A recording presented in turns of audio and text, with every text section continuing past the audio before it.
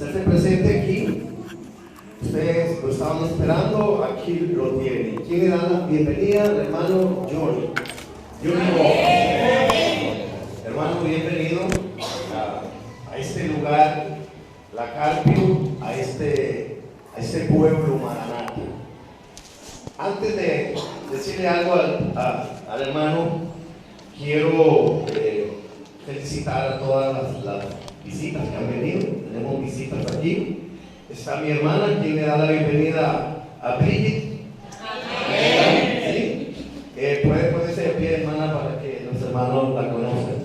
Hay un pedacito de mí aquí ahorita. La hermana Maritza, sí, la esposa del hermano Johnny, quien le da la bienvenida. Qué bonito, ¿verdad? Por acá tenemos al hermano, la hermana, ¿cómo se llama? Que nos visita, están desamparados también, ¿verdad? Que Dios la bendiga, ya ha venido otras veces. ¿Algún hermano que ella visita? Por acá veo, ¿verdad? Un hermano. ¿Quién le da la bienvenida al hermano? Amén. Muy bien. ¿Alguien se quiere casar? Todo el mundo silencio. Miren, él es licenciado, se puede casar ahorita. Ahorita mismo, yo voy a ser testigo, ¿verdad? Sí. Entonces quedan con el hermano, Johnny Rojas, que nos va a encantar, ¿verdad? Con una historia muy bonita, ¿verdad? Que Dios les bendiga. Muchas gracias, hermano Adrián. Dios me lo bendiga a usted también. Que Dios me los bendiga a todos ustedes, mis amados hermanos, hermanas, amigos, visitas que están aquí en esta mañana. Bueno, yo me gozo en el Señor por la oportunidad, primero que Dios me brinda, porque estoy aquí por la misericordia y gracia del Señor. Y en segundo lugar, por mi hermano que me extendió la invitación. Y espero que lo que vamos a hablar esta mañana sea de bendición para todos nosotros. Primero voy a hacer una breve oración, hermanos, que ya oré al principio, quiero también encomendarme un poquito más al Señor. Amado Dios y Padre eterno, nuevamente, Señor, gracias. Gracias por ser nuestro Dios. Gracias porque siendo tan grande, tan poderoso y tan sublime como lo eres tú, te ha placido revelarte a nosotros. Amén. Te ha placido, oh Dios creador, también ser nuestro Redentor. Enviar a tu Hijo Jesucristo a morir en la cruz, a derramar su sangre, a dar su vida para rescatarnos de la condenación eterna y darnos vida y vida en abundancia. Gracias, Padre, por tanto amor. Y una vez más te ruego, Señor, toma el control, toma mi ser, toma todo lo que soy y que hable tu Santo Espíritu. Amén. Aunque voy a dar un testimonio, son aspectos personales, pero te pido, Señor, que lo sepa hacer para honra y gloria de tu nombre. Amén. Y no para exaltar a mi ser como tal. Yo quiero darte a ti, Señor, y lo declaro a voz en cuello, darte a ti todo el honor, toda la honra, toda la gloria, porque eres tú el único que la mereces. Amén. Bendice este pueblo, bendice estas almas, bendice las visitas, toca sus corazones y permite, Señor, que hoy haya decisiones de esas mentes y corazones para entregarse a ti en forma total. Te lo presento y te lo pido en el santo nombre de Cristo Jesús, Señor nuestro. La hermana leyó en la lectura bíblica Lucas 4 del 16 al 18. Dice ese pasaje de la palabra del Señor, el versículo 16. Vino a Nazaret, está hablando de Jesucristo, vino a Nazaret, donde se había criado, y en el día de reposo entró en la sinagoga conforme a su costumbre. Mis amados hermanos, quiero iniciar el relato contándoles que este versículo es el que usó el Espíritu Santo para empezar un proceso en mi persona que duró 8 años. para que yo pudiese entender que había conocido en parte la verdad, pero que también estaba en parte equivocado donde yo estaba y como yo estaba. ¿Por qué razón? Les cuento. Yo nací el 12 de diciembre de 1955 en un hogar católico, apostólico, romano. Como nací el 12 de diciembre, es el día que en la Iglesia Católica se le celebra a la Virgen de Guadalupe. Como mis papás eran sumamente católicos, entonces me bautizaron con el nombre de Johnny Guadalupe Jesús de la Trinidad. Y en los primeros 6 años de vida se me instruía en la fe católica al punto que se me estaba inculcando una devoción bien arraigada, bien fuerte hacia la Virgen de Guadalupe. En mi casa, mi madre, que era quizá más católica que mi padre, había muchas imágenes. Estaba la imagen de San Antonio, estaba la imagen de la Virgen de Guadalupe, la del Corazón de Jesús, la de la Santísima Trinidad y no recuerdo qué otras. Y dependiendo de la ocasión y de la celebración, mi madre nos ponía hincados a rezar delante de cada uno de estos santos o santas, como se cree allá en la fe católica. Cuando yo tenía 6 años de edad, mi papá era integrante de un grupo musical secular que le canta al mundo, que se llamaba el Trío Los Dorados. Y aunque tenía el nombre del trío, en realidad lo componían 4, porque después se les unió otro señor. Ellos eran mi papá de nombre Fernando, el jefe del grupo que se llamaba Luis Monge, que después fue pastor evangélico del Movimiento Misionero Mundial, don Javier Lobo y Rigoberto, pero le decíamos Rigo, que era el que tocaba las maracas y cantaba. Y ellos amenizaban fiestas e iban en aquel momento, cuando estaba muy tierna la televisión en Costa Rica, los invitaban a ir a un programa de televisión en Canal 7, salían en Radio Colombia, en la antigua Radio City, incluso una emisora que existió que se llamaba Radio Atenea, que los que somos bien viejitos nos acordamos de esa emisora. Y ese era el ambiente en mi hogar. Yo veía en el hogar, como católico, veía fiestas, veía cigarro, veía licor moderado, porque no eran tampoco así borrachos, pero sí tomaban licor. Y eso era lo que yo estaba viendo de niño hasta los 6 años de edad. ¿Por qué hasta los 6 años de edad? Porque mi papá fue invitado por el jefe del grupo musical que les digo, el Trío Los Dorados, a ir a una campaña evangélica en un templo que está en Plaza González Víquez, en San José, de una denominación que se llama Iglesia Cuadrangular. Y mi papá fue con don Luis, y resulta que a los dos les gustó, les llamó la atención, y tomaron la decisión de hacerse evangélicos. Cuando el predicador, que era de República Dominicana, un predicador de nombre Luis Goodbais, hizo el llamado al arrepentimiento, ellos entendieron el mensaje de que necesitaban el perdón de Jesucristo, de que eran pecadores y que por gracia Jesucristo quería perdonarles y darles vida eterna. Lo entendieron, lo creyeron y pasaron al frente y dieron ese paso de abandonar la fe católica para hacerse evangélicos.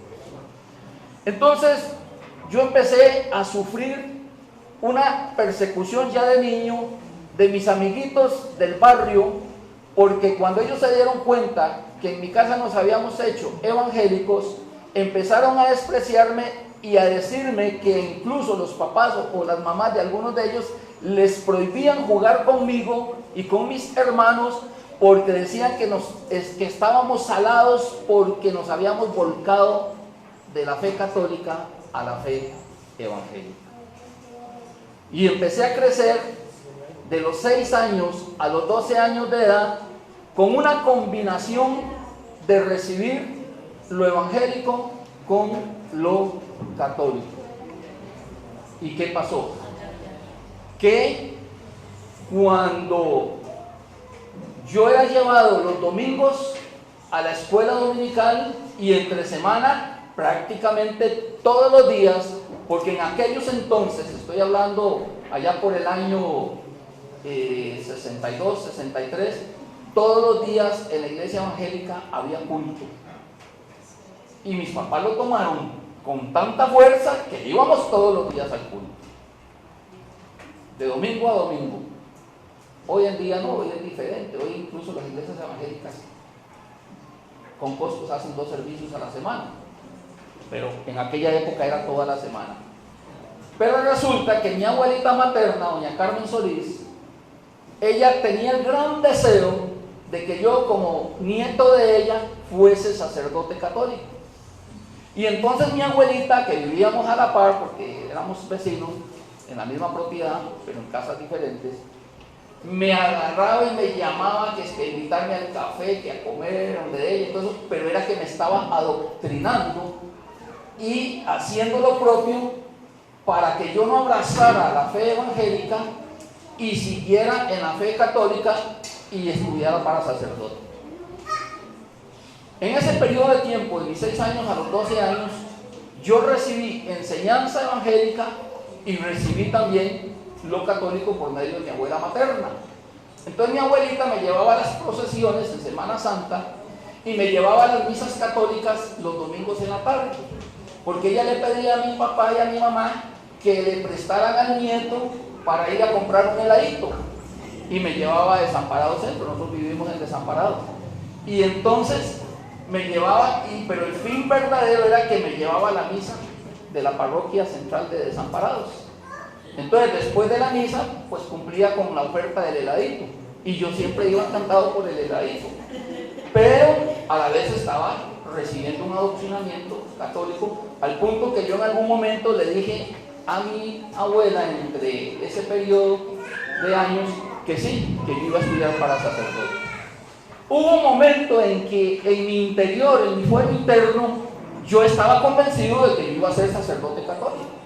Y yo le decía a mi abuelita, sí, porque ella me ofrecía pagarme todo lo que costara con tal de que yo entrara a un seminario a estudiar para sacerdote católico. Y entonces yo llegué como niño a esa convicción de que yo iba a ser sacerdote católico, a pesar de que mis papás me llevaban a la iglesia evangélica. Pero ¿qué sucedió? Que cuando yo tenía 12 años de edad, nos congregábamos en el templo del Movimiento Misionero Mundial, una iglesia de corte pentecostal, allá en Luna Park, en Paso Ancho, en San José. Y ahí predicó un anciano de la iglesia, un hermano que predicaba muy bonito, el viejito, un señor ya muy mayor, y predicó ese día sobre la gracia y sobre el perdón de Dios. Yo tenía 12 años. El templo ahí era de 2 filas de bancas, y yo estaba sentado en las bancas del centro, hacia aquel lado, como a la izquierda de ustedes que me están viendo a mí, en las bancas del centro, pegando allá contra la pared, porque había una ventana que daba hacia la calle y me gustaba estar viendo por la ventana a la calle, y además que entraba el aire. Y ese día, un domingo, en el culto de la noche, que eran a las 7 de la noche, los servicios de 7 a 9 de la noche, el hermano Luis Aguilar predicó y habló del amor y la gracia de Jesucristo, y explicó tan clarito que éramos pecadores todos los humanos, y que sin el perdón de Jesucristo no podíamos ir al cielo. Y yo con mis 12 años de edad me llegó aquel mensaje, lo entendí tan clarito, que cuando el hermano Luis terminó el sermón y se puso a hacer una invitación a los que estábamos ahí congregados, que quien quería entregar su corazón a Jesucristo y recibir el perdón de Jesucristo, en una forma inexplicable que yo no se las puedo explicar, pero sucedió. En un momento dado me vi llorando, pero llorando desconsoladamente, y cuando él hizo la invitación, yo no puedo explicar cómo fue, hermanos, pero como que si yo tuviera resortes en los pies con 12 años de edad, Me levanté de la banca, pasé casi llevándome a los hermanos que estaban, porque yo estaba en el rincón, en la banca, y salí al pasillo y fui el primero que llegó a postrarse de rodillas al altar o púlpito, tarima, como usted le quiera llamar, y yo lloraba y lloraba, y yo le decía a Jesús que me perdonara, porque yo era malillo, hacía muchas travesuras, y fui consciente de que tenía mucho pecado, a pesar de mi edad. Imaginen que yo hasta le robaba a mi papá dinero del bolsillo de su pantalón, para irlo a malgastar en confites. Le robaba a mi tía cuando le iba a ayudar a mi tía a vender tortillas, porque ella tenía una fabriquita de tortillas. Y cuando yo iba al más por menos de Cuesta de Moras a entregar las tortillas, aprovechaba y pasaba por los estantes y cositas pequeñas, me las echaba a la bolsa y me las robaba y no las pagaba ni más por menos. Entonces era pecador. Y ese día el Señor me enseñó que yo estaba en pecado. Aparte de otras cosas más que hice como niño, como jovencillo en ese momento. Entonces yo pasé adelante y le pedí perdón al Señor y empezó una vida diferente para mí. Porque ahora sí tomé la decisión, ya no quiero ser sacerdote católico y voy a seguir en la iglesia evangélica, pero ya con convicción, ya con un conocimiento claro de qué era lo que yo quería. Llegué donde mi abuelita a los días y le dije, le decíamos mami a la abuelita, le digo, mami, yo no quiero ya estudiar para sacerdote. ¿Pero por qué, hijo? Porque yo voy a seguir con la iglesia evangélica. Y eso fue insultarla. Ustedes no tienen ni idea cómo se enojó mi abuela. Dejó de hablarme unos días. Para ella fue una noticia terrible que todo el trabajito que venía haciendo durante 6 años se le fue al tarro de la basura. Pero bueno, yo seguí adelante, seguí en la iglesia, me seguí congregando y a los 17 años de edad, voy a avanzar porque no puedo dar detalles de todo, a los 17 años de edad yo entré a estudiar para pastor evangélico. Quiero contarles, sí, antes de seguir la historia, que cuando yo entregué mi vida al Señor, después de que yo me arrepentí, porque entendí el mensaje de la gracia, que en eso están bien los hermanos evangélicos, entienden muy bien el mensaje de la gracia, que no es por obras para que nadie se gloríe, sino que es por gracia, es un don gratuito de Dios, lo creen igual que nosotros. Y hermanos, había una campaña en un templo pequeñito pentecostal que estaba ubicado en Río Segundo de Alajuela. Ya no existe ese templo, yo he pasado por ahí y ya no existe. Pero en aquel momento había una campaña y el pastor que teníamos nosotros en aquel momento, de nombre de Fernando Prada Mora, no sé si alguno aquí los más adultos lo llegó a conocer, nos invitó que lo acompañáramos a la campaña, porque él era el predicador en la campaña. Y resulta que yo estaba con aquel calor, con aquel primer amor de haber entendido que Cristo era mi Salvador y que yo era pecador y que lo necesité a Él y le entregué mi vida, que cuando llegamos a ese templo, llegamos temprano en la noche y yo me fui, había en el altar unas barandas de madera barnizada y lo primero que yo hice cuando entré ahí fue irme a hincar en las bancas, a orar. Y orando ahí tuve una visión preciosa, una visión donde yo estaba orando, hermano, no fue un sueño, yo estaba despierto, yo me hinqué a orar, lo aclaro, no fue un sueño, fue una visión. Y en la visión yo pude ver cómo una luz empezó a resplandecer y se formó una escalera, de donde yo estaba hincado orando, y yo veía en la visión que la escalera subía y se metía entre las nubes en el cielo. Y yo veía ángeles que bajaban y que subían por la escalera, venían a mí y me tocaban y volvían a subir y se desaparecían entre las nubes. Eso fue lo que yo vi. Pero para mí aquello fue algo fenomenal, hermanos. Fue algo fantástico. Yo me sentía, pero no hay palabras para explicar la alegría, la contentera que yo sentí y viví en aquellos momentos. Pero no entendía. Yo al paso de los años que he venido a entender cosas. Pero en el momento, con mis 12 años de edad, una visión de eso, yo no entendí qué fue lo que pasó. Le conté al pastor, le conté a unos hermanos de la visión, y me dije, ay hermano, qué bendición, usted es un bendecido de Dios, qué bonito poder tener, pero no me pudieron dar ninguna explicación por dónde venía el asunto. El asunto es que yo seguí en la iglesia y seguí participando con los jóvenes, llegué a ser muy activo en la sociedad de jóvenes de la iglesia, Después salimos del movimiento misionero mundial y nos fuimos a vivir a Desamparados, y entonces fue cuando en Desamparados nos congregamos un tiempito corto en la iglesia bautista porque no encontrábamos una iglesia pentecostal, hasta que mi madre encontró la iglesia de Dios pentecostal del movimiento internacional, cuyo misionero aquí en Costa Rica era el señor Virgilio Figueroa y su esposa Marta, y nos empezamos a congregar allí, y ahí me quedé por muchos años.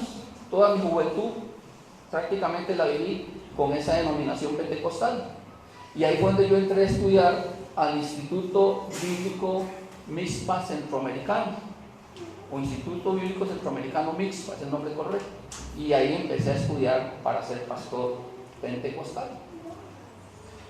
¿Por qué les cuento esto? Para que entiendan lo que viene. Cuando yo llegué y estaba estudiando, hay una materia que se da en ese instituto, por lo menos en aquel entonces la daban, hoy en día no sé, han pasado muchos años. Había una materia que decía sectas, las sectas, así se llamaban. Y entonces ahí se incluía el estudio desde el enfoque pentecostal de los testigos de Jehová, de los mormones, de los Bahá'í, de los Rosacruces, de los adventistas y de todo lo que no era pentecostal. Y dentro de ese estudio de las sectas erradas, se me enseñó en el instituto que los adventistas del séptimo día era una secta hereje, que eran del diablo, y que tenían una falsa profeta llamada Elena de White, y que habían profecías de esta falsa profeta adventista que no se habían cumplido y que más bien habían engañado a la gente, y me hablaban de lo que pasó allá en el famoso Chazo, que porque anunciaron que Jesús venía y que Jesús no vino y que fue falso aquello, y yo lo creía. ¿Por qué? Porque me lo estaban diciendo mis instructores que me estaban formando como pastor pentecostal. Y cuando ya yo, hermanos, empecé a ejercer ese cargo, yo empezaba y yo predicaba siempre en contra, como que si Cristo me hubiera llamado a predicar en contra de las sectas. Cristo nos ha llamado a predicarlo a Él, su mensaje de salvación, su evangelio de amor, su misericordia, que sin Él nadie puede ser salvo, que Él es el único camino, la verdad y la vida. Y que no hay otro mediador entre Dios y los hombres, sino solamente Jesucristo, el Hijo de Dios. Pero a mí me enseñaron y me adoctrinaron, y entonces yo predicaba mucho en mis prédicas, y aquí tengo una testigo que no me deja mentir, que es mi esposa preciosa que está aquí conmigo, de que muchas veces yo predicaba desde un púlpito pentecostal en contra de la iglesia adventista. Y yo le decía a los hermanos, ¿cuánto dan un grito de júbilo? Porque usted y yo somos salvos por gracia, gracias a Jesucristo. Y con todo aquel fervor que hay en las iglesias pentecostales, todo el mundo gritaba ¡amén! ¡Gloria a Dios! Y yo me sentía realizado porque el pueblo respondía. Y me ponía a decir, hermanos, nosotros tenemos la salvación por gracia en Cristo Jesús. Nosotros no necesitamos guardar el sábado para ser salvos. Pobrecitos los adventistas que los tienen engañados, porque ellos les han enseñado que necesitan guardar el sábado para ser salvos. Están equivocados porque tienen la salvación en un día. Se enfocan en la ley, y la ley ya fue clavada en la cruz del Calvario. Y usted y yo, hermanos, les predicaba yo, tenemos a Jesucristo y no necesitamos ni la ley, ni Elena de White, ni el sábado para ser salvos. Hermano, y yo lo hacía con mucha sinceridad, con mi corazón, me salía de lo profundo de mi alma, con una razón, con el raciocinio totalmente convencido de que esa era la verdad que yo estaba predicando. Yo tuve la oportunidad de fungir como pastor en 3 congregaciones pentecostales. Una fue en Chachagua de San Carlos, en el año 1977, todo el año estuve por allá pastoreando. Tenía 21 años de edad. ¿Por qué yo me fui a predicar al campo? Yo soy de San José, nacido en San José, criado en San José, y renuncié al trabajo que yo tenía en San José para irme a predicar al campo. ¿Por qué lo hice? Porque un día, un jueves, a las 2 de la madrugada, estaba yo durmiendo. Este sí fue un sueño, esto que les cuento ahora no fue visión, fue sueño. Y estaba yo durmiendo, y en el sueño yo empiezo a ver una luz que viene como del espacio, acercándose a donde yo estoy. Y conforme se va acercando la luz, brillante, brillante, blanca, blanca, fue tomando forma conforme llegó a donde llegué. Y yo empecé a ver que de aquella luz que se formaba un ser humano, la imagen de un ser humano. Y lo primero que le vi fueron los pies, unos pies bronceados, bonitos, pero tenían unos huecos, unas cicatrices en ambos pies. Y cuando empiezo a levantar la vista para ir viendo aquella imagen, veo que le llega una túnica aquí, como me llega el pantalón a mí ahorita, y de ahí para arriba era una túnica blanca, resplandeciente, y yo sigo subiendo la vista en el sueño, y llego donde están las manos así, y me está mostrando sus manos también, con aquellas cicatrices en sus manos. Y sigo viendo hacia arriba y las mangas le llegaban acá, hasta la muñeca, en ambos brazos. Y lo sigo viendo hacia arriba y todo blanco, resplandeciente, impecable aquella túnica. Pero cuando llego a su cara, no le veo cara, sino que lo que veo es una luz fuerte y brillante que no me permite ver la cara de quién es. Entonces en el sueño yo digo, ¿quién eres? Y me dice, yo soy Jesús. Y me dio instrucciones. Y en las instrucciones que me dio era que yo tenía que dejar algunas cositas que como hoy yo tenía que dar pecado para él. Yo era muy noviero y era picaflor, a pesar de que está en la iglesia. Pero, jóvenes que están aquí, aprendan esto. Si usted es picaflor y hoy tiene una novia y jala con ella un tiempito y después la deja para probar a otra muchacha porque usted está buscando esposa, ese no es el método de Dios. A mí Jesucristo en ese sueño me dijo que eso es pecado para él. Porque yo cuando me haga de una novia tenía que ser la que él me iba a dar como esposa. Y no andar ahí jugando con los sentimientos de las muchachas y cayendo en pecado de lascivia.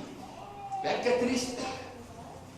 Ahí hasta ese día yo entendí lo que era la lascivia, que son las caricias y esas entregas apasionadas sin tener sexo. Y a eso al Señor no le gusta. Y entonces, ¿qué pasó?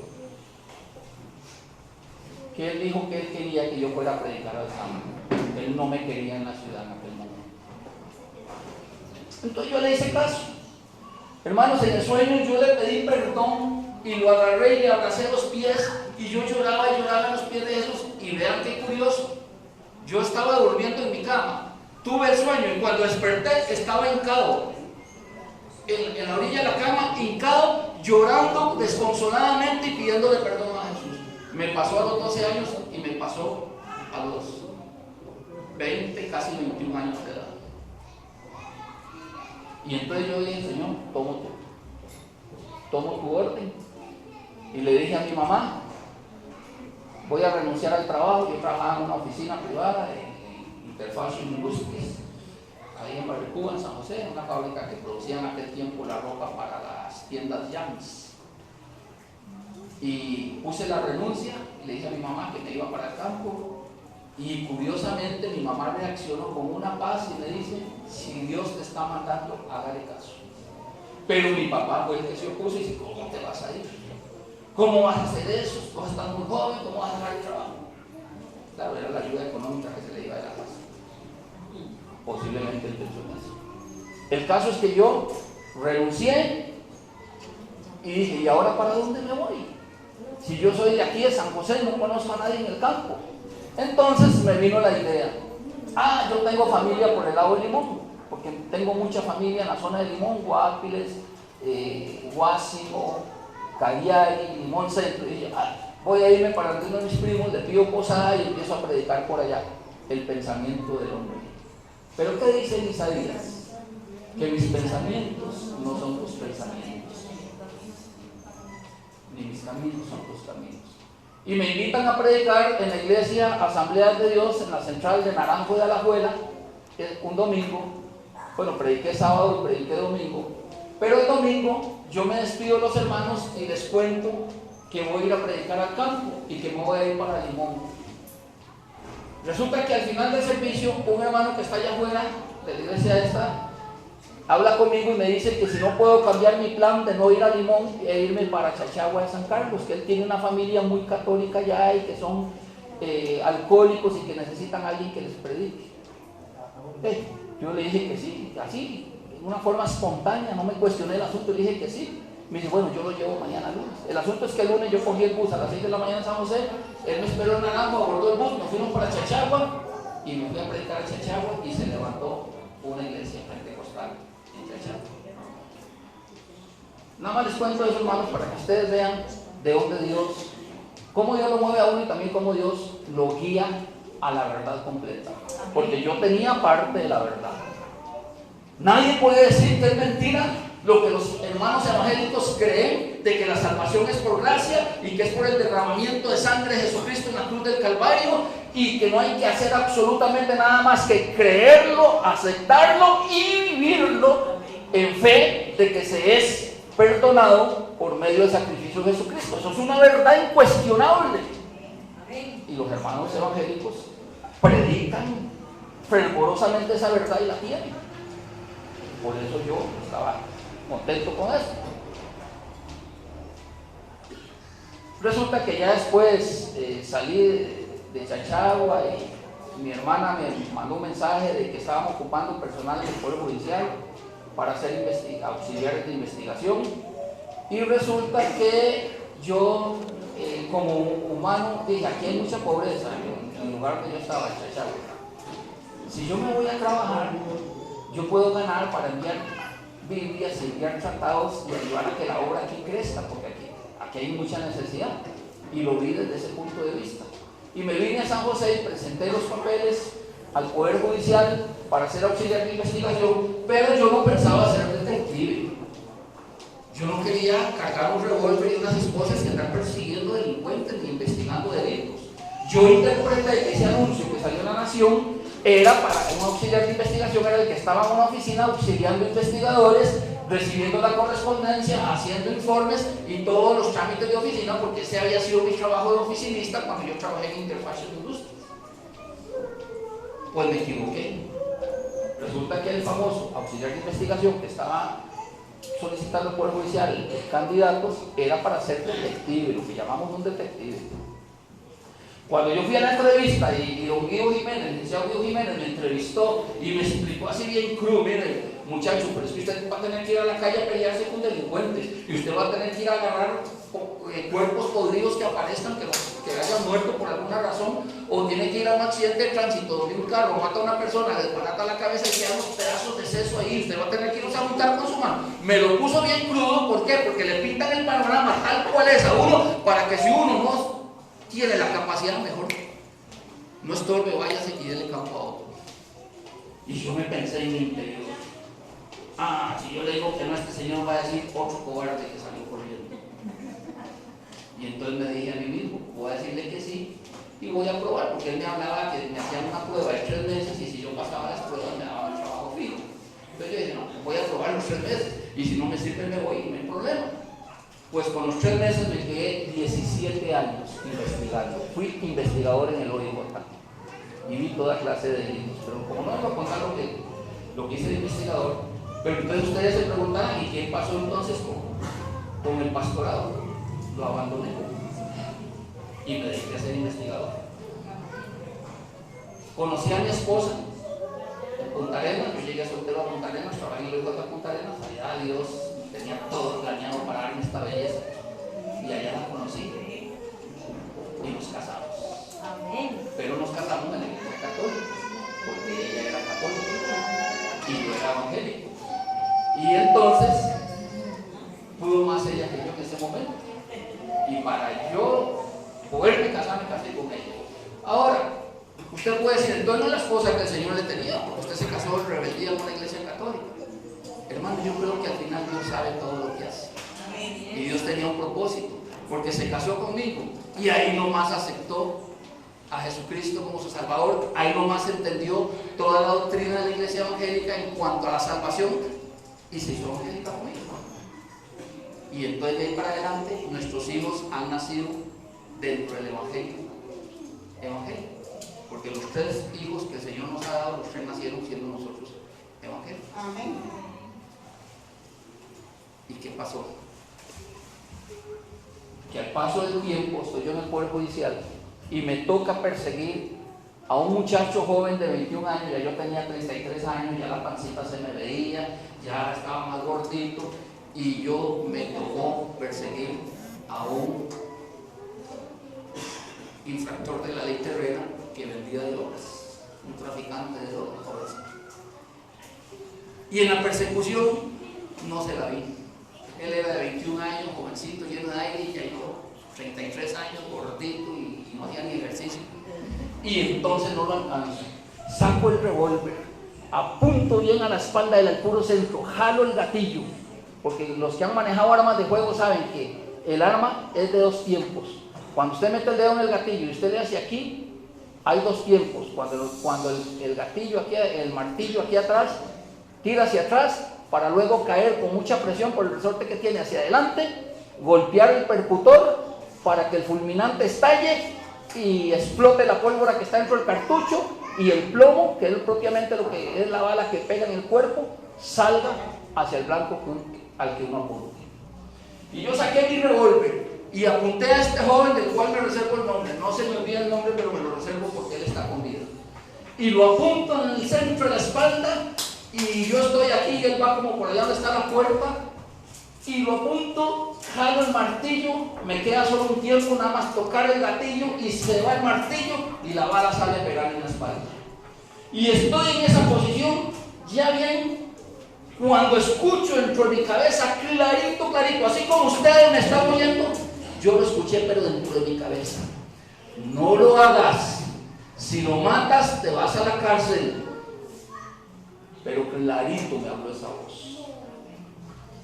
Y entonces, hermanos, esa voz me asustó más que el delincuente. Entonces levanté el revólver y hice disparos al aire.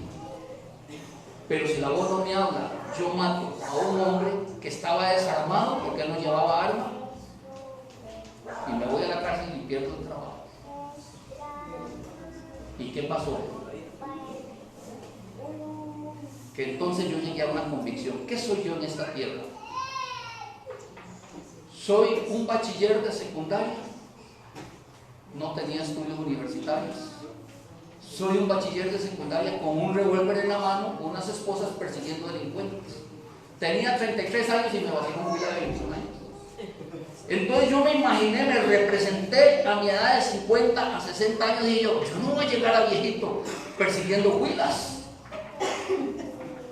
Tengo que hacer algo. Y lo que se me ocurrió fue pedir traslado del OIJ de San José hacia el OIJ, del OIJ de Punta Arenas hacia el OIJ de San José. ¿Para qué?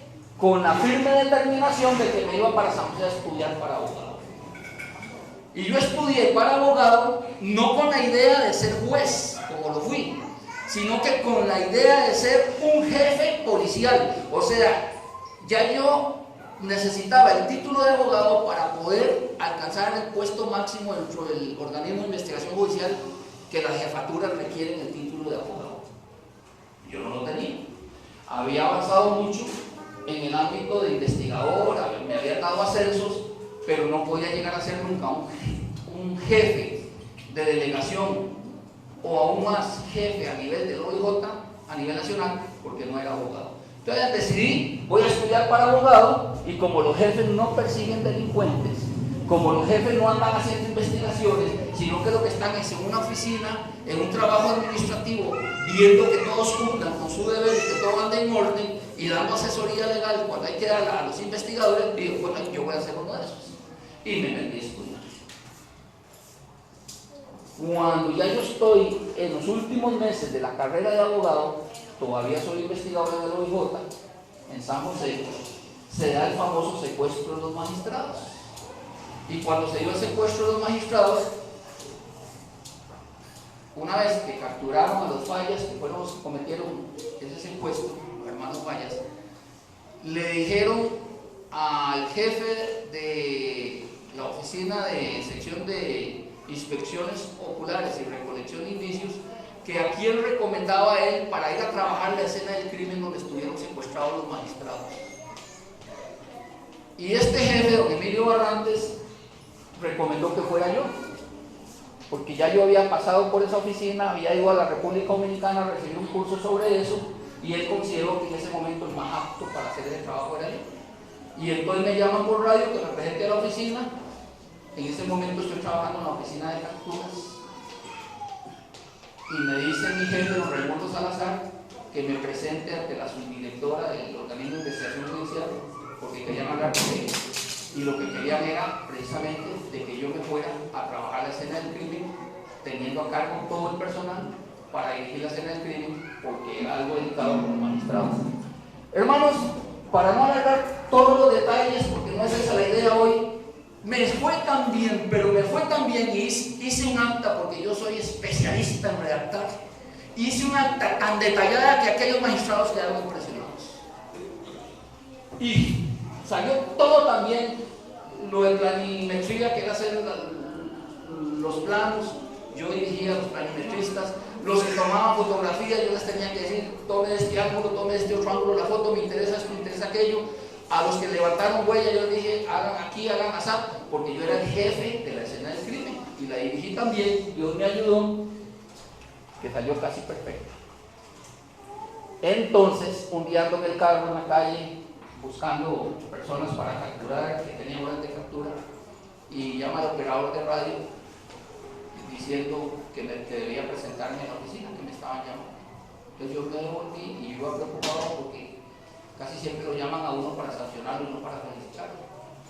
Y yo iba preocupado, usted llegó a don Raimundo, ¿qué sucede? ¿Qué pasó? Me dice, no sé, Jorge. Dice la secretaria de OIJ que me presente al cuarto piso y que me reporte con no recuerdo el nombre de la otra señora, que me reporte ahí, me dio el nombre de la fulana, y dígale que usted es Johnny Rojas, porque lo están convocando los magistrados. Ay, a mí se me aflojaron los pies, ustedes no saben lo que yo sentí, que raro, ¿qué será? Y entonces, cuando yo llegué ahí arriba, me hicieron esperar un ratito y luego ya me pasan a una oficina donde están los magistrados, ahí en una mesa grande, tipo mesa redonda, y seguro don Jorge Rojas notó que yo iba asustado, que iba preocupado cuando abrí la puerta. Pase adelante, don Johnny, y no tenga miedo, no tenga nervios, venga. Tome asiento. Y entonces viene don Rodrigo Castro, que fue director del OIJ en un tiempo y después subió a magistrado.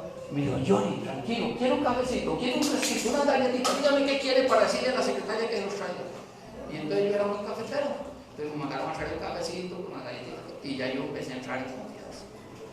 Ahora sí, don Johnny, queremos que nos explique, y ellos querían que yo les hablara del acta que hice, porque estaban impresionados con el acta y me felicitaron. Bueno, gloria a Dios, porque Dios me respaldó en todo eso. El caso es que eso dio pie para que don Edgar Cervantes, que era el presidente de la Corte, me dijera, yo estaba casi por 38, 39 años de edad, estaba terminando la carrera de abogado, y entonces me dice, muchacho, ¿y usted por qué no estudia? ¿Cómo se va a desperdiciar esa capacidad que usted tiene? Entonces le digo, yo estoy estudiando, ya yo estoy en los últimos 4 meses de mi carrera para egresarme para abogado. Ah, perfecto, me dice. Entonces hagamos una cosa, apenas usted se incorpore al colegio de abogados, me avisa porque yo lo quiero a usted después. Y yo mis adentro me pensé, esto es pura política, nada más para quedar bien conmigo. Pero cuando ya yo tenía el requisito que él me pedía, hice una nota 2 días antes de incorporarme. Señor Edgar Cervantes Villalta, estimado señor presidente de la Corte Suprema de Justicia, le comunico que para el próximo martes 15 de noviembre me estaré incorporando a las 18 horas como licenciado en Derecho en el Colegio de Abogados. En virtud de que usted en alguna oportunidad me dijo que cuando yo tuviera este requisito se lo comunicara, se lo estoy poniendo en conocimiento y quedo a sus órdenes para donde usted me necesite. Fui, dejé la nota y ¿qué pasó? Me incorporé el 15 de noviembre y el 16 de noviembre me estaba llamando la secretaria de Don Edgar, Ana Solórzano, diciéndome: don Johnny, que dice el jefe, Don Edgar, que se vaya mañana para el juzgado contravencional y en menor cuantía de San Isidro de Guerrero. Y me mandó de juez y me sacó así, pero como que yo agarre este papel, lo saco de aquí y lo pongo aquí. Me sacó el OIJ, me mandó de juez y nunca más volví al OIJ. Concluí mis años de servicio en el Poder Judicial como juez, haciendo múltiples funciones. Trabajé como juez de familia, como juez penal, como juez civil, como juez de trabajo, como juez agrario, como juez de tránsito, como juez de pensiones, y al final terminé en un tribunal de juicio haciendo los juicios penales, que en los últimos 6 años de juez fue haciendo juicios penales, resolviendo juicios de delitos. Un trabajo muy interesante, muy emocionante, pero también muy desgastante. Hasta que adquirí el derecho de jubilarme. Pero ¿qué quiero contarles con eso? Que después yo retomé, estando en el Poder Judicial, el pastorado evangélico. Y de esa manera, bueno, fui presidente en la Asociación Evangélica Templo La Hermosa, que era una iglesia que se había separado de la denominación Asamblea de Dios, y yo estuve ahí congregándome 21 años. Entonces yo combinaba mi trabajo en el Poder Judicial y mi trabajo en la iglesia. Entonces yo ejercía las dos funciones. En el día, en el Poder Judicial, y por las noches y los fines de semana, trabajando con la iglesia. Y ahí tuve la oportunidad también de ir a pastorear a Cartago durante un año, una iglesita. Y estando en Cartago, me dice el nuevo presidente, que ya yo había dejado de ser presidente, y yo fui presidente de la asociación por 2 años. Ya cuando yo terminé mi periodo, no acepté ser reelegido, no quise seguir más, porque también eso es muy desgastante. Entonces nombraron a otro hermano, y estando en Cartago, pastoreando en Cartago, viene un pastor que estaba en ese momento en la jefatura de la misión o asociación, como ustedes quieran verla, y me dice: hermano, yo lo necesito en Sarapiquí. Digo: ¿cómo, hermano? Yo estoy bien aquí en Cartago. No, me dice: usted es el hombre que yo necesito en Sarapiquí. Digo: ¿por qué? ¿Qué pasó? Me dice: hay una hermana nueva allá en Sarapiquí que está abriendo las puertas de su casa para que se le vaya a dar estudios bíblicos y que se levante una iglesia allá. Bueno, hermano, si usted cree que yo soy la persona y tiene confianza en mí, yo acepto, yo me voy. Pero ¿qué hacemos aquí con Cartago? ¿Cómo va a quedar esto? No se preocupe, ya yo tengo el candidato que voy a nombrar aquí de pastor. Y efectivamente, se hizo la ceremonia donde yo me despedí de la congregación y nombraron al hermano Andrés Donato como pastor momentáneo. Estuvo muy poquito de ahí, pero fue el que me subió en ese momento, y yo me trasladé a empezar a trabajar en Sarapiquí. Mi esposa iba conmigo a Sarapiquí y mi hijo menor, que estaba recién nacido, lo llevábamos y estuvimos 11 años trabajando con esta iglesita en Sarapiquí. Allá estábamos colaborando nosotros. ¿Y qué pasó, hermanos? Resulta que un día estoy yo en ese momento de juez civil y de mayor cuantía en materia laboral y civil en Turrialba, y un jueves, como a las 10 de la mañana, yo siempre acostumbré en las oficinas donde yo estaba mantener una Biblia, y esta vez, esta la Biblia, como la ven ya se ve viejita, era esta misma Biblia la que yo tenía ahí ese día. Y fui y puse llavín a la puerta para que ninguno de los compañeros asistentes, los auxiliares judiciales, me interrumpiera. Y fui, cogí la Biblia que la tenía en una esquina, me la traje al escritorio, hice una oración: Señor, yo quiero que tú me hables hoy. Yo voy a abrir la Biblia al azar, y quiero que donde yo abra y donde se posesionen mis ojos sea el pasaje con el que tú me quieres hablar. Y abrí la Biblia, y donde la abrí fue en Lucas capítulo 4, versículo 16, que fue la lectura bíblica de hoy. Y lo voy a repetir. Vino a Nazaret, hablando de Jesús, les reitero, donde se había criado, Y en el día del reposo entró en la sinagoga conforme a su costumbre y se levantó a leer. Si alguno de aquí tiene la versión Reina Valera de 1960 de las Sociedades Bíblicas Unidas, se va a dar cuenta que donde dice día de reposo hay un asterisco y que el asterisco le manda aquí abajo donde dice aquí equivale a sábado. Hermano, yo eso lo había visto muchas veces, pero nunca lo había entendido. Pero ese era el día que el Espíritu Santo tenía para impactarme. Y a mí me llamó la atención y hasta ahí me empecé a cuestionar. Bueno, si aquí dice que Jesús tenía por costumbre congregarse los sábados, ¿por qué es que yo me congrego los domingos? Y empecé en una lucha, hermanos. Me peleé con el Espíritu Santo los primeros 5 años, porque yo andaba buscando a ver qué era el asunto, porque el impacto que a mí me dio el Espíritu Santo con ese pasaje fue muy profundo. Pero yo tenía dentro de mí toda la estructura que había recibido en el Instituto Bíblico Centroamericano MISPA y todo lo que los pastores y predicadores evangélicos decían siempre en contra del sábado y a favor del domingo, en contra de los evangélicos, perdón, a favor de los evangélicos y en contra de los adventistas. Entonces yo me decía, yo ser adventista jamás, eso es una secta, son del demonio, están apegados a la ley. La salvación la justifican por el sábado y no por Jesucristo. No, yo adventista, nunca. Pero empecé a investigar porque la inquietud era muy fuerte, lo que el Espíritu puso en mí era muy fuerte. Y empecé a investigar en literatura evangélica acerca del sábado. ¡Qué error! Buscar la respuesta en el mismo lugar. Y entonces toda la literatura que yo encontraba de los libros evangélicos y por internet de las páginas evangélicas, por supuesto que todo era en contra del sábado y a favor del domingo. Y con argumentos unos de una clase, argumentos otros de otra clase, pero todos enfocados siempre a lo mismo.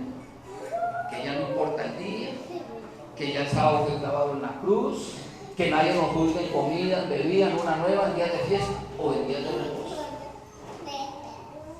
Y entonces yo peleé 5 años con Dios y me mantuve 5 años más en la iglesia evangélica en esa condición. ¿Qué pasó a los 5 años? Ya yo estaba por jubilarme, me faltaba poco menos de 1 año para jubilarme. Y tenía una emisora de cable en mi casa con internet. Y me dice un vecino, Johnny, ¿usted paga internet? Le digo, sí. ¿Y a quién me paga? Le digo, a tal empresa de cable. Por ética yo no voy a decir nombres de empresas aquí, porque ni vengo a atacar a una ni vengo a promocionar a otra, entonces me reservo los nombres de las empresas de cable. Pero él me dice, no hombre, no sea tontito, pásese a esta otra empresa. Yo me pasé y vieras que me economizo casi los $7,000 por mes. Y entonces a mí me llamó la atención aquello, le hice caso, hice la prueba, retiré la empresa de cable que tenía y puse la nueva empresa de cable en mi casa.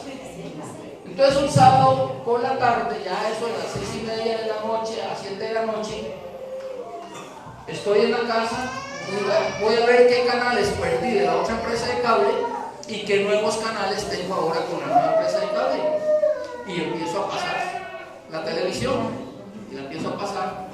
Y cuando llego a un sector donde está 3AB, donde está Enlace, que era la emisora estrella que yo veía como evangélico, estaba el canal 31 Cristovisión, que ahora ya lo modificaron, tiene otro nombre, y estaba Radio Fides 2 veces, porque aparecen 2 frecuencias de los católicos, pero me encuentro una nueva emisora que se llama 3ABN Latino.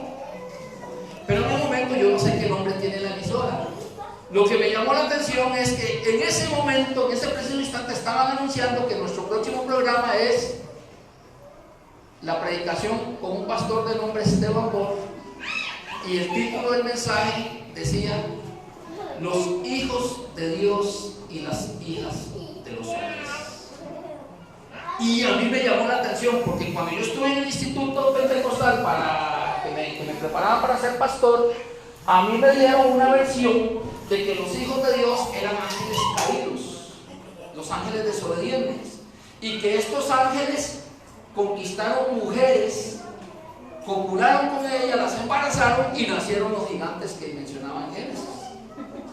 Y yo siempre me decía, es que no me calza, esa enseñanza no me calza, porque la Biblia dice, Jesucristo lo dijo, que los ángeles ni se casan ni se dan en casamiento, son asexuales. Los ángeles no son ni machos ni femeninos, son asexuales. Y digo yo, ¿cómo es posible entonces que me dieran una enseñanza que los ángeles caídos fornicaron con mujeres humanas para que nacieran los gigantes? Y yo, hermanos, viví años en la fe evangélica pentecostal con esa gran duda. Y no solo esa duda tenía otra duda que es la peor. Dudaba siempre de si yo era santo, porque había un portillo abierto. Hacía cosas que no debía de hacer, aún siendo pastor y siendo marido. Y entonces, ¿qué pasó? Que yo a veces no sentía seguridad en mi salvación. Y yo sufría con eso. Porque la Biblia dice, ¿cómo escaparemos si descuidamos una salvación tan grande? En Apocalipsis dice, mira dónde has caído y arrepiéntete y haz las primeras obras y no borraré tu nombre del libro de la vida. También dice que si nosotros no nos arrepentimos y volvemos al primer amor, el galardón mío se lo van a dar a otros. Y un montón de pasajes más que enseñan que hay peligro que la persona se condene aunque haya conocido la gracia. Desde que la Biblia dice que el nombre de la vida, el pecador arrepentido, el nombre de esa persona es apuntado, es escrito en el libro de la vida, todos los que han creído en Jesucristo y se han arrepentido de corazón, su nombre ha sido escrito en el libro de la vida. ¿Cuál es el problema? Que si esa persona que se arrepintió, su nombre es escrito en el libro de la vida y después no obedece a lo que Dios quiere que obedezcamos, que es a la voluntad del Padre Celestial, esa persona, aunque se arrepintió, aunque aceptó a Jesucristo y aunque se aparte de un montón de cosas, sigue en desobediencia. Y se da lo que dice Mateo 7, 21 al 23. Apúntelo si lo está apuntando y léalo si no lo ha leído. Mateo 7, 21 al 23 dice así: no todo el que me dice Señor, Señor entrará al reino de los cielos, sino solamente aquel que haga la voluntad de mi Padre que está en los cielos. Hasta ahí estamos claros. Pero qué grave los dos versículos siguientes, que dice el 22. Y en aquel día muchos me dirán: Señor, Señor, en tu nombre profetizamos. Yo viví eso en la iglesia evangélica. Señor, Señor, en tu nombre echamos fuera demonios. Yo viví eso en carne propia. Yo sé lo que es ver a una persona tirada en el suelo echando espuma por la boca y que un grupo de hermanos del grupo de oración oraban por él y no se le salía aquello. Estoy hablando de la iglesia cuadrangular en Quepos, allá en la zona sur de Costa Rica, porque yo estaba trabajando en ese momento de jueves en Quepos. Y entonces cuando yo oí aquel escándalo y las oraciones, usted sabe que en las iglesias evangélicas, especialmente las pentecostales, es un escándalo a la hora de orar porque todo el mundo ora a grito pelado.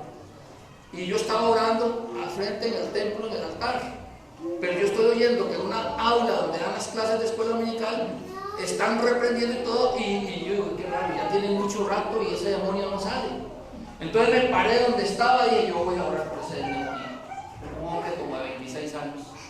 Y cuando yo entré, toqué la puerta, me abrieron, y le digo, ¿me permiten orar? Sí, hermano, pase adelante, me dicen aquellos hermanos.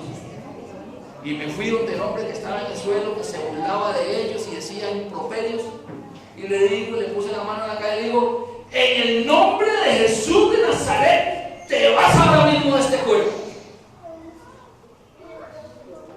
Y se acabó todo. El hombre dejó de echar espuma, dejó de ser malcriado, dejó de revolcarse, dejó de decir cosas. ¿Qué pasó? ¿Qué sucede? Sorprendido. Según él no se daba cuenta de lo que estaba pasando. Y hasta ahí llegó. Por eso le digo, me dirán Señor. Y ustedes dicen, muchos me dirán, Señor, pero en tu nombre eché fuera demonios. Y resulta que También le dirán: Señor, Señor, en tu nombre hicimos muchos milagros. También soy testigo de milagros de sanidad. Yo puedo contarle a ustedes de personas que yo oré y se sanaron inmediatamente. Yo viví esas experiencias, hermanos. Les puedo mencionar, por ejemplo, a Vitalina Rojas, que era una tía mía, se fracturó el brazo derecho aquí. Fue al hospital, la enyesaron.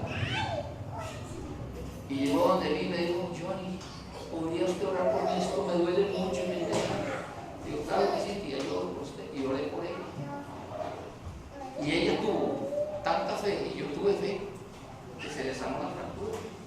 Fue y pidió que le quitaran la fractura y le hicieron exámenes y estaba ya sana, con apenas 3 días de fracturada. Y puedo contar otros milagros, hermano, pero no vine aquí a contar milagros. Vine aquí a que ustedes entiendan que ni es echar fuera demonios, que ni es profetizar, que ni es hacer cualquier cantidad de milagros lo que nos acredita como hijos de Dios, sino que es hacer la voluntad del Padre Celestial que está en nosotros.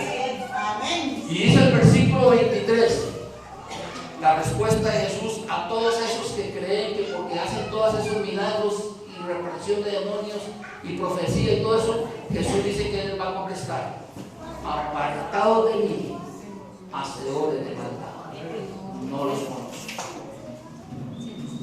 En el texto original se dice que no dice hacedores de maldad. En la traducción que yo tengo, Reina Valera 1960, de la Sociedad Bíblica Unidas, dice así: hacedores de maldad. Pero en el texto original, de acuerdo a lo que yo he estudiado, dice: apartados de mí, infractores de la ley, no los conozco. Entonces, en el texto original, esa maldad es infringir la ley. Nos vamos a lo que dice el apóstol San Juan en 2 versículos. Juan 2:4, que dice: el que dice yo le conozco y no guarda los mandamientos, el tal es mentiroso y la verdad no está en él. Y luego en el 3:4 del mismo apóstol Juan, en 1 Juan 3:4 dice: el que comete pecado infringe la ley, porque el pecado es infracción de la ley. Hermanos, pero yo siendo evangélico y tantos años de predicar, estos pasajes los entendía muy diferente. Les daba otra aplicación. Pero fue cuando Dios dijo: yo me imagino a Dios, hermano, yo puedo rajar que Dios me ama a mí. Si yo le cuento a ustedes los accidentes que yo he tenido, desde niño me fui a una poza en un río Guásimo, profunda, y yo recuerdo que teniendo yo un poquito menos de los 6 años, me llevaron a pasear a esos familiares en Guásimo. Como les dije al principio, tengo mucha familia en aquella zona, y nos llevaron al río Guásimo, una poza, y siendo yo un chiquillo de 5 años y medio, casi 6 años, todavía éramos católicos, me fui entre una poza, me resbalé de un paredón y caí en una poza. Y yo recuerdo claramente que yo, como Wililla, veía donde iba bajando entre el agua, y yo veía las basuras y todo donde iba cayendo. Y mi tío Albino, que vio, inmediatamente se lanzó del peñón a la poza, se consumió y me sacó y me salvó de que me ahogara. Siendo investigador en un operativo para agarrar unos asaltantes que venían huyendo de Guanacaste, hicimos un operativo en Barranca de Punta Arenas, en el cruce de Barranca, y yo pedí refuerzos, porque en ese momento yo era jefe del grupo que estaba trabajando en el Río Jota, un fin de semana, y pedí refuerzos a la fuerza pública, a la comandancia, para que nos ayudaran, porque los delincuentes venían en carro, y si no se detenían cuando les hiciéramos la señal de alto, había que borrar el bala. Entonces llevaron las M16, el tipo de su ametralladora, y un policía de la fuerza pública muy novato, que no sabía manipular bien las armas por su novatez, se para a la par mía y agarra el arma y empieza a atravesar el gatillo y se le va una bala. Y esa bala, hermanos, hasta que me chispeó aquí la oreja izquierda, yo la sentí donde pasó aquí. Y el bombazo del tiro, yo hasta que me quedé temblando, y lo volví a ver y le digo: ¿qué estás haciendo? Y hasta le di una mala palabra, porque era mi vida la que puso en juego. Y el operativo ahí se terminó. Los delincuentes lograron escapar porque yo me fui y le dije: vámonos de aquí, yo no voy a estar con gente tan inepta que va a matar a un inocente. Me volqué 3 veces en vehículos, aparatosos accidentes, que si yo se los cuento, ustedes dicen: este es un mentiroso. pero yo no voy a abusar del tiempo porque ya se acercan las 12. Y Dios me ha librado de todos los accidentes, donde los carros se han volcado, han quedado embaratados. Además, yo tengo fotos en mi computadora de uno de esos accidentes, cómo quedó el carro deshecho. Iba con mi esposa, iba con mi mamá, con mi papá, con mi hermana y con uno de mis hijos. Y el carro quedó totalmente deshecho. Y la gente dice, pero ¿cómo es posible que salieron ilesos todos? Hermanos, es que Dios me ama. Y Él ha mandado siempre a sus ángeles que me guarden todos mis caminos. Es promesa cierta. Amén. Pero aún más, Dios pesó mi sinceridad en todos aquellos 49 años en la iglesia evangélica, porque eso fue lo que estuve, 49 años. Y Él pesó mi sinceridad y también vio mi angustia de que yo sufría, que si eras algo, que si no eras algo, que si me perdía, que si me salvaba por todo ese vaivén que hay en la iglesia evangélica. Y entonces Dios dijo, a este yo lo voy a sacar de donde está.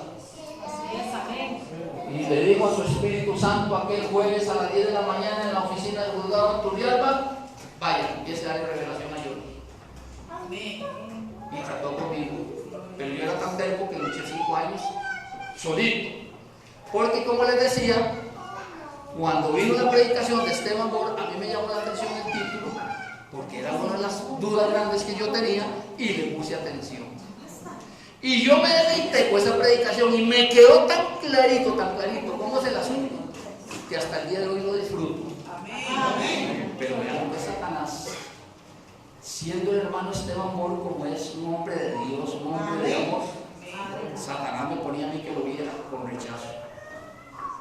Ya no voy a decir más qué impresión me dio, porque la verdad es que ya no tengo que decir más eso. Pero lo vi, hermanos, que ustedes no tienen idea de la imagen que me puso el enemigo para ver si yo quitaba el canal, porque yo sentía repugnancia del predicador, pero sentía mucha atracción por el tema. Entonces estaba trabajando el Espíritu Santo y estaba trabajando el enemigo. Eso fue una guerra campal entre ellos dos. Pero yo terminé la predicación, me gustó y apagué el tele porque en ese momento tocan la puerta de la casa. El hermano Omar Bustos, su esposa Rosángel y dos adolescentes, la parejita de adolescentes, hijos de ellos, llegaron a mi casa a las 8 de la noche, precisamente cuando estaba terminando, en el momento que terminó la predicación. Yo quería ver que seguía en el canal, pero tuve que apagar porque llegaron las visitas. Entonces los atendimos, nos quedamos con ellos hasta las 2 de la mañana, se quedaron en mi casa esa noche, conversamos largo y tendido, comimos y disfrutamos muy bonito en la hermandad que se goza ahí, porque hay una hermandad muy bonita entre los hermanos evangélicos. ¿Y qué pasó? Porque yo en ese momento no entendí que era un canal adventista. Si lo hubiera entendido, de una vez paso y no lo veo, porque yo predicaba contra los adventistas. Porque para mí los adventistas eran la secta hereje del diablo, con esa falsa profeta. Entonces jamás yo le iba a poner atención a un adventista, sabiendo lo que son los adventistas en aquel momento.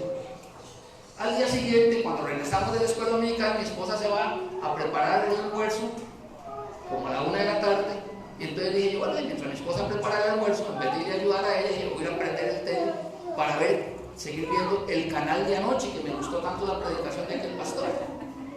Y cuando yo prendo el tele y sintonizo el canal, hermanos, aparece un pastor afroamericano hablando, y nosotros los adventistas, que tenemos la luz, que tenemos la verdad. Ay, hermanos, ustedes no saben lo que yo sentí. Todavía soy pastor evangélico terapéutico. Y digo en voz alta, ¡qué desgracia! Se nos están metiendo los adventistas en Costa Rica por este canal que viene desde Estados Unidos. Y me enojé con sinceridad. O sea, en mí no había hipocresía, con sinceridad me enojé. Preocupado de que la falsa doctrina ahora se iba a ver por televisión y cuánta gente iba a ser engañada. Pero Dios dice, estate Johnny, que no sabes lo que te tengo. Y entonces inmediatamente me viene una idea. Y bueno, yo lo que he oído de los adventistas es lo que me enseñaron en la iglesia pentecostal y en el instituto pentecostal, donde estudié para pastor. Entonces ahora lo voy a oír directamente para conocer más de ellos y seguirle enseñando a los hermanos de la iglesia por qué los adventistas están equivocados. yo había comprado un aparato quemador de discos que se pega a la tele y los DVDs se graban todo lo que hay en la tele e incluso se puede programar. Entonces, como yo estoy de juez en el Tribunal de Juicio del Guapiles, todavía estoy trabajando, adapté el aparato, me metí a internet, vi toda la programación del canal 3ABN Latino en todo el mes, porque ellos tiran toda la programación del mes, y vi los temas que me interesaban y empecé a programar el aparato de todo un mes, y yo le metía discos DVD y les ponía el máximo de grabación, que son 6 horas, y así grabé 67 discos, 6 horas cada disco. Cuando yo estaba en la casa, sintonizaba el canal, cuaderno en mano, papel en mano, Biblia en mano, y les iba poniendo atención, iba apuntando todo lo que enseñaban en el canal. Y me llevé 3 años estudiando todo lo que enseñan los adventistas. Lo estudié a través de 3ABN Latino, esa fue mi universidad. Llegó un momento en que yo llegué a la conclusión: me han engañado. Aquí los que están correctamente conforme a la Biblia son los adventistas, no somos los pentecostales. Entonces me fui y hablé primero con la esposa del presidente de la misión pentecostal donde yo estaba, y le digo: hermana, ven acá, ¿usted ha leído en la Biblia donde dice que Babilonia es la madre de la ramera? Sí, hermano, yo lo le digo. ¿Y usted ha leído donde dice que ella es madre, y una madre que tiene? Bien, por supuesto que una madre, para ser madre, tiene hijos. Entonces, hermana, preguntémonos: ¿quiénes somos los hijos de la gran ramera? Claro, cuando yo le dije ¿quiénes son? ¿Cómo hermano Johnny? Fulano, y llamó por nombre al pastor, al esposo de ella, que era el pastor jefe de toda la misión. El fulano tal, venga, oiga lo que está diciendo el hermano Johnny. Y él se acercó de donde estaba. ¿Qué fue lo que dice? Le digo, él le dice a él la misma pregunta: hermano, ¿usted ha escuchado o ha leído, verdad, que Apocalipsis habla de Babilonia, la madre de las rameras? Y dice: sí, hermano, está muy claro y sabemos quién es. Porque en la iglesia evangélica, muchos evangélicos entienden que es el papado, que está ejerciendo ese papel ahorita, es la jefatura de Babilonia, digámoslo así, porque Babilonia es toda la confusión de todas las religiones. Pero quien está ejerciendo ese poder ahorita es el papado, eso lo tenemos claro. Entonces me dice: sí, claro, sabemos que es la iglesia católica, que es el papado. Le digo: y hermano, usted no se ha puesto a pensar que si dice que es madre, no se han preguntado quiénes somos las hijas. ¿Cómo yo? Digo: sí, si ella es madre, ¿quiénes somos las hijas? Oye, eso que usted está diciendo es muy delicado, hermano, hay que ponerle cuidado a eso. Digo: hermano, deberíamos sentarnos a estudiar el tema. Digo, porque yo creo que sí es así. Yo no le dije nada, que llevaba 3 años estudiando con los adventistas por la televisión, pero le faltó. No me dijo nada en el momento y me dice: vamos un día a sacarle un ratito para estudiar eso, hermano. Y ahí murió, porque ya era de noche, ya había terminado el culto y todo murió para sus casas. Resulta que por allá otro día le dije yo: hermano, ¿usted me daría permiso de abrir el templo los sábados para hacer ayuno los sábados y estudios bíblicos con los que quieran venir los sábados? Y la respuesta inmediata fue un contundente no. Si usted hace eso aquí, vamos a estar como los adventistas congregándonos los sábados y me va a causar una división en la iglesia. Y entonces yo, bueno, está bien, acaté la orden de él, no abrí el templo los sábados y me quedé 4 meses más. Pero ya yo no podía, ya yo no voy a ir a predicar, y oía a otros hermanos que nos ponían a predicar, y ya yo, con el conocimiento en la palabra de Dios que había adquirido por medio de la televisión, que estaba en el latino, ya yo veía que esas prédicas estaban totalmente salidas del contexto bíblico. Y entonces yo decía: no, yo no puedo seguir aquí. Y empecé a hablar con hermanos en una forma prudente para irlos, a ver si los adentrábamos, si yo lo lograba llevar a este conocimiento de la verdad en la Biblia, con la Biblia. Y llegó a oídos del pastor que yo andaba en eso, y empezó a prohibirle a varios hermanos que hablaran conmigo, que porque yo ya tenía ideas adventistas y que los iba a confundir. Confirmado, porque 3 de todos esos hermanos, 3 de ellos que me apreciaban mucho, se me acercaron y me dijeron: el pastor nos prohibió que hablemos con usted. Oiga, les prohibió, no fue que les sugirió, les prohibió hablar conmigo. Entonces dije yo: entonces, ¿qué estoy haciendo yo aquí? Y tomé la decisión de que me iba a ir. Y vea cómo Dios trabaja, hermanos. Ya yo tenía el pensamiento que tenía pero con la idea de que me iba a ir a otra iglesia evangélica. Y se me adelanta el Espíritu Santo, porque ustedes saben que, imagínense que el Espíritu Santo usó una mula para hablar del profeta Balaam. Así que el Espíritu Santo, hermano, le puede hablar a usted y aquí hasta por una piedra, dice que si los hombres callan las piedras. Y entonces viene el pastor y me cita a una reunión un día entre semana a la oficina de él, y yo creí que él iba a hablar las horas conmigo, y cuando llego a la oficina el día de la reunión que él me citó, me encuentro que tiene ahí a dos hermanos de los líderes de la iglesia con él, y yo solito, sin respaldo de nadie, y oye, la cosa. Le digo, hermanos, ¿qué hacen aquí si usted me citó a mí? No es que los quiero a ellos como testigos de lo que nosotros vamos a hablar. ¿Qué pasó esa tarde? Entre semana, un miércoles, que me hizo chico. Dije, es que usted aquí, acá, y me empezó a decir que él veía que ya yo estaba pensando igual que los adventistas. Y entonces me dice, vea, si usted quiere irse para la iglesia adventista, ahí están las puertas del templo abiertas. Váyase en paz con ellos y se va con mi bendición y quedamos como amigos. Y yo le tomé la palabra. Está bien, hermano, yo me retiré, no volví más. Efectivamente no volví más a esa iglesia. Me retiré, abandoné todo. Y efectivamente quedamos como amigos, por lo menos, quedamos así. Porque cuando él me veía, hermano, yo ni que alegría, y me abrazaba, y yo lo abrazaba, y yo me alegraba al verlo, hermano, no soy hipócrita, yo me alegraba al verlo. Pero estaba dolido de que él me había echado así. Ya se murió hace unos 7, 8 meses, murió. Y murió en cuanto a mi persona, en paz, porque incluso en la enfermedad que él tuvo, mi esposa y yo lo fuimos a visitar, ya mi esposa y yo siendo adventistas, lo fuimos a visitar en su lecho, en su cama, estando ya en una fase crítica por un cáncer, y oramos por él, y nos aceptó, nos recibió para que oráramos por él, y ya él sabía que ya yo era adventista.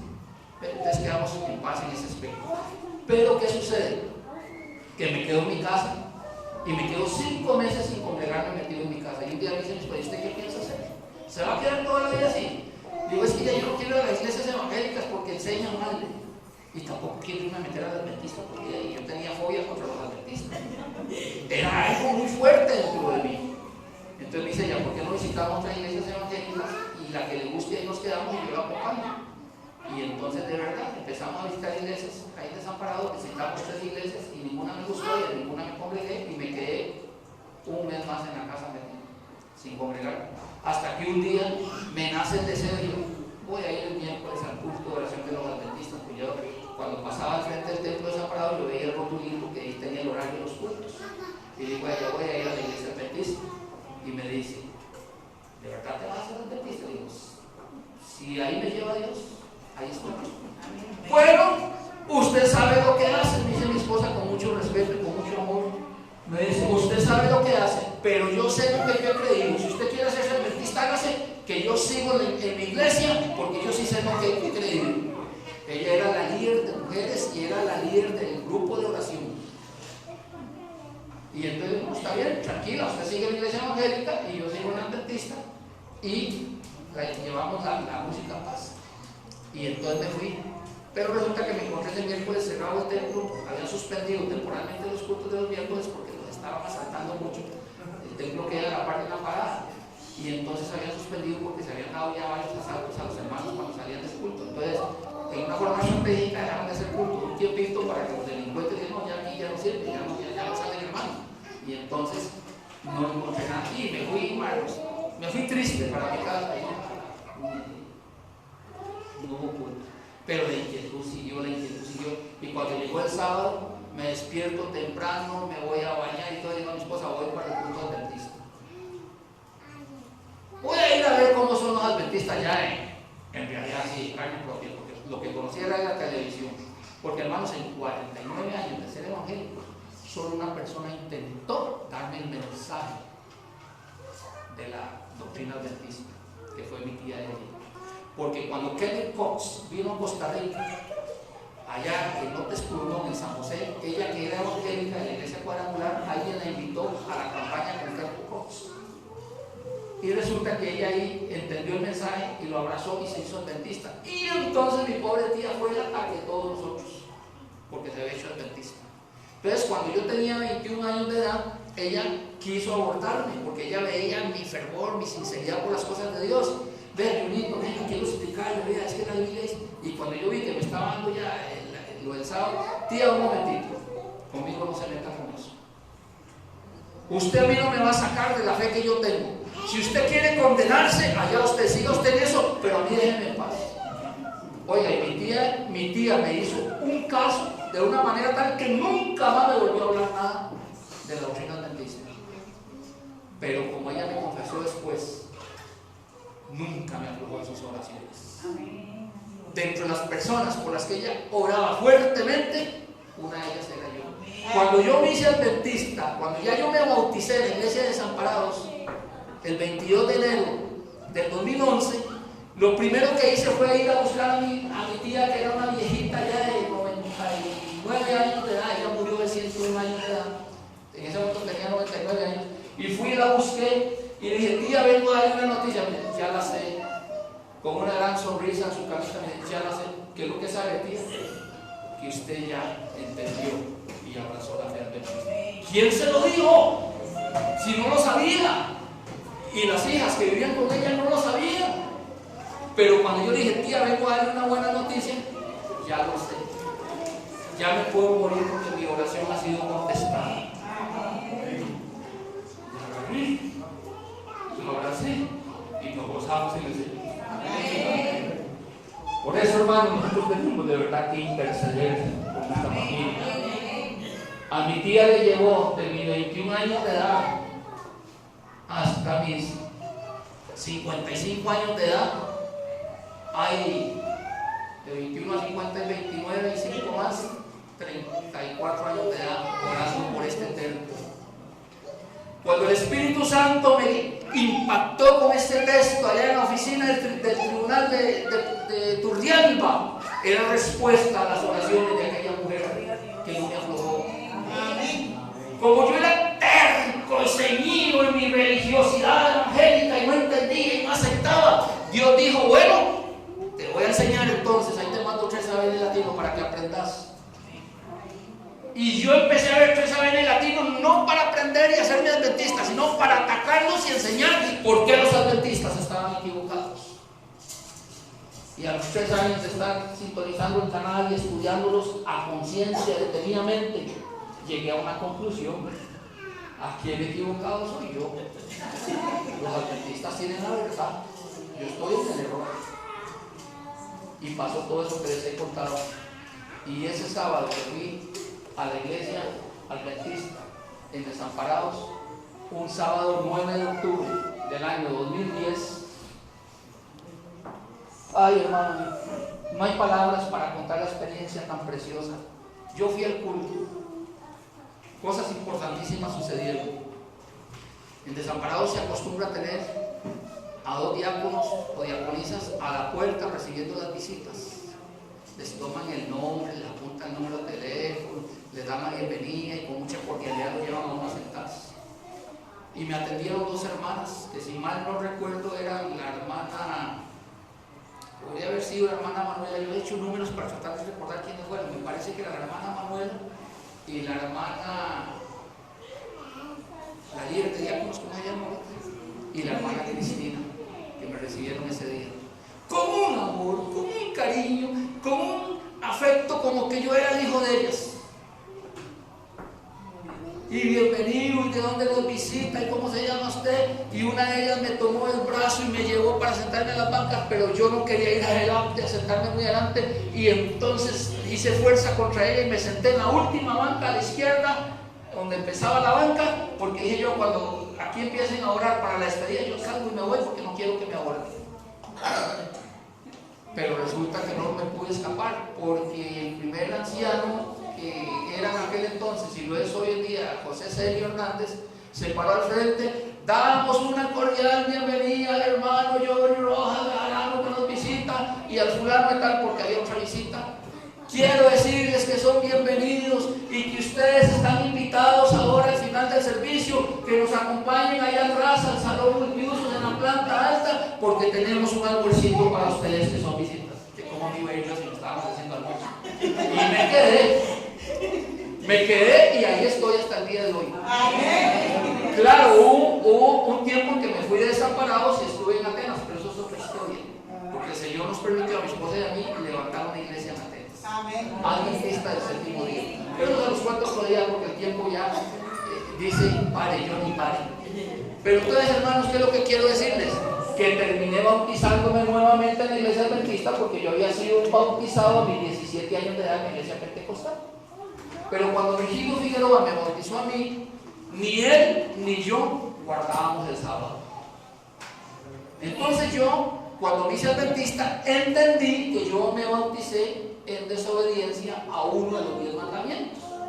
Y ya había aprendido que el que guarda toda la ley e infringe un culto, se hace culpable de toda la ley. Entonces le dije, con razón yo nunca sentía seguridad de mi salvación en la iglesia evangélica. Si es que vivía en constante pecado, quebrantando uno de los 10 mandamientos. Guardaba 9, pero pisoteaba uno y predicaba contra eso. Y hermanos, el día que yo me bauticé, el 22 de enero del 2011, escribí esto en el linario, porque inmediatamente compré el linario de servicio. Y escribí esto y con esto termino para no cansarlos. Tenía unos textos bíblicos ahí para citarles, pero ya no hay tiempo, entonces en otra ocasión se los doy los textos. Escribí a las 12:45, que fue la hora en que fui bautizado, el 22 de enero del 2011, puse como texto Mateo 28:19 y escribí esto: gracias, Padre eterno, por tu amor y misericordia, porque lo que para muchos ha sido confusión y engaño, para mí ha sido revelación y verdad. Te amo a Jesucristo, quien ha pagado el precio con sangre y dado su vida por mí. Lo amo por la salvación gratuita que me ha otorgado. Soy salvo por gracia. Amo al Espíritu Santo, el consolador y guía que tú, Padre, has enviado para guiarme a toda verdad. Y por eso ahora entiendo que no solamente soy salvo por gracia, sino que también en mi amor por ti te correspondo, haciendo tu voluntad, conforme a Mateo 7:21. Y guardando tus mandamientos, de acuerdo a Éxodo 20 y Juan 14:15, que dice: si me amáis, guardad mis mandamientos.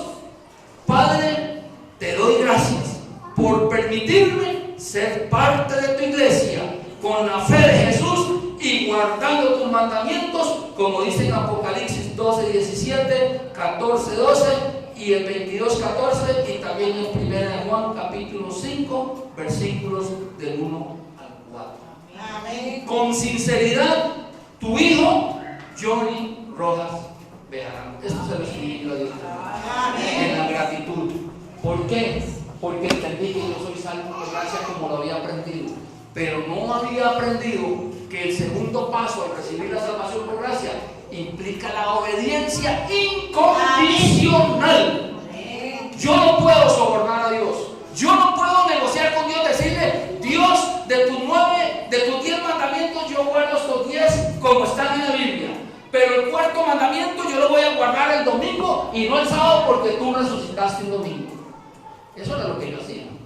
Y es lo que están haciendo las iglesias no adventistas. Están condicionando a Dios que le guardan un día, pero no el que él estableció. Porque el único día, según Génesis 2 y 3, el único día que Dios declaró santo y bendito es el séptimo de la semana, que corresponde al sábado. Y como ellos mismos, la iglesia evangélica, en su editorial Sociedades Bíblicas Unidas, lo pone aquí al mandarnos con el asterisco abajo diciendo: aquí equivale a sábado, pero guardan el domingo. Y entonces a Dios le plació introducirme de esta manera 5 años directamente Dios conmigo y yo peleé con él. 3 años más de Dios conmigo, pero ahora usando la herramienta de un canal adventista. Hermanos, ofrendemos para Radio Vida, que es lo que tenemos en Costa Rica. Si usted quiere ofrendar para Esperanza TV, también ofrende de su ofrendita con amor, porque usted no sabe la obra que estos medios están haciendo para que muchos como yo vengamos al conocimiento de la verdad y hoy en día estemos donde tenemos que estar. Que el Señor me les bendiga, que el Señor me les guarde. Y si quieren, suprimimos el himno. por el tiempo, son las 12:20. ¿O quieren cantar? ¿Quieren cantar? Ok, cantémoslo y después del canto voy a hacer una invitación. A ver quién quiere, si hay alguna persona aquí, vaya meditándolo. Póngale atención a la letra del himno. Yo no sé quiénes son visitas, yo a ustedes no les conozco. Pero si hay aquí visitas que todavía no han llegado a este conocimiento, pónganle atención a la letra de este himno. Es uno de los himnos que a mí me ha impactado grandemente. Y al final yo le voy a hacer una invitación. Si usted quiere entregar su corazón a Jesucristo y tomar la decisión por él, al final ya hago la invitación. Escuchemos el canto. Muy lindo, ¿verdad?